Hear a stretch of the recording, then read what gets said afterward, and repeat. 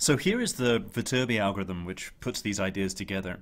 So the input to the algorithm is a sequence of words x1, x2 up to xn. The output is going to be the maximum value for any sequence of tags y1 through yn plus 1 of p x1 through xn y1 through yn plus 1. Now notice for now this is simply going to return the maximum probability for any sequence, and of course in reality we want to find the tag sequence that actually achieves this max. We want to calculate the argmax, in fact, but we'll see very soon how to do this. For now we'll just worry about the max, and we'll see on the next slide how a very simple change to the algorithm will allow us to actually compute the argmax. Okay, so we have an input sentence x1 through xn. We have these parameters q and d, which have typically been estimated from data, and then the algorithm proceeds as follows. Initialization step is to set pi 0 star star equals 1. Remember that was the base case of the recursion that I showed you. And then we have these definitions where s sub k is the set of possible tags at position k. So s minus 1 is s0 is equal to the star symbol, reflecting the fact that I can only have the star symbol at positions minus 1 or 0. And everywhere else sk equals s, where this is the set of tags. For example, we might have d and vp as the set of possible tags. So the algorithm is going to proceed to fill in these pi values, essentially left to right. So we go in order for k equals 1, 2, 3, right the way up to n, and at each point we apply this recursive definition. Okay, so for any position k, we consider all possible tag pairs u and v, possible at positions k minus 1 and k, and we simply compute pi k u v using this max over w's at sk minus 2. Recall this is the set of tags, possible tags at position k minus 2. And then I have this pi value times the q value times this e value. And then the only final step, remember we're returning the maximum probability for any tag sequence. The final step is to multiply in the stop probabilities. Okay, so we have a max over all possible uv pairs at the very end of the sequence at position n, and then we make sure to multiply in the stop probability q of stop given uv. This is just sort of a pesky little bit of bookkeeping we need to remember about. We need to worry about the stop symbol. That's what this final step does. And so that is it. That is the Viterbi algorithm.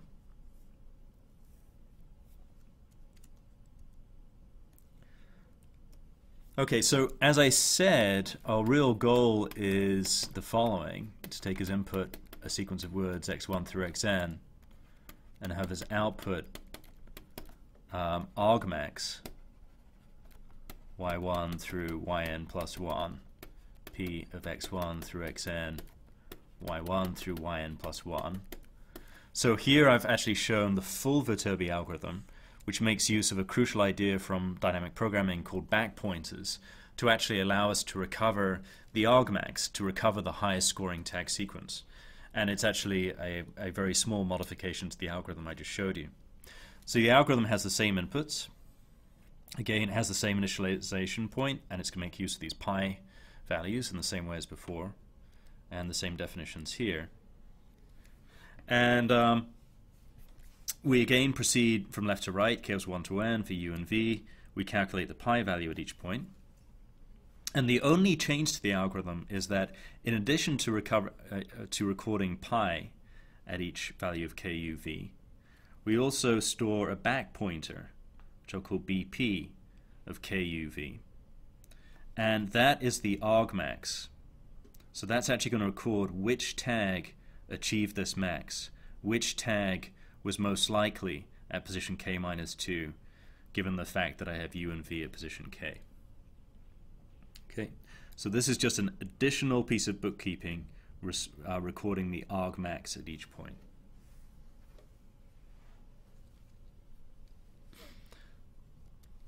So once we've filled in these pi values and the back pointer values, we can actually find the highest scoring tag sequence by going backwards through the sequence at the end of this algorithm.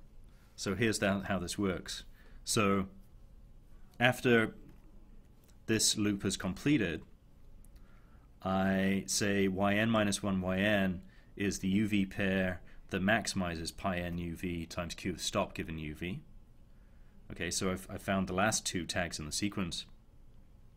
And then I go backwards through the sequence at each point saying that yk is the back pointer of k plus 2, yk plus 1, yk plus 2. Okay, so this is just unraveling the argmaxes to find the highest scoring tag sequence, and that's what we finally return.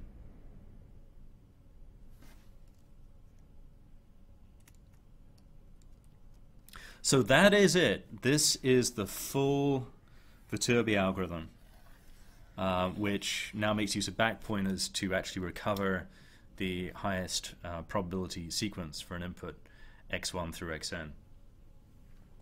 Let me just briefly talk about the runtime complexity of this algorithm. It is actually order n times number of tags cubed. So it's linear in the length of the sequence, and it's cubic in the number of possible tags in the sequence. How do we get that complexity? Well, so if we look at this, we have basically n times number of tags squared possible values entering this loop. Okay, so we enter this loop this many times, and at each point we have to do a search over s possible tags, and so we get an extra factor of s there, and that's how we get the n times s cubed runtime for this algorithm. So it is critically linear in the length of the sentence, and that is an absolutely enormous gain over brute force, which had complexity number of tags raised to the power n. We've gone from an exponential time algorithm to actually a linear time algorithm in n, and something which is cubic in the number of tags s. So that's a dramatic improvement.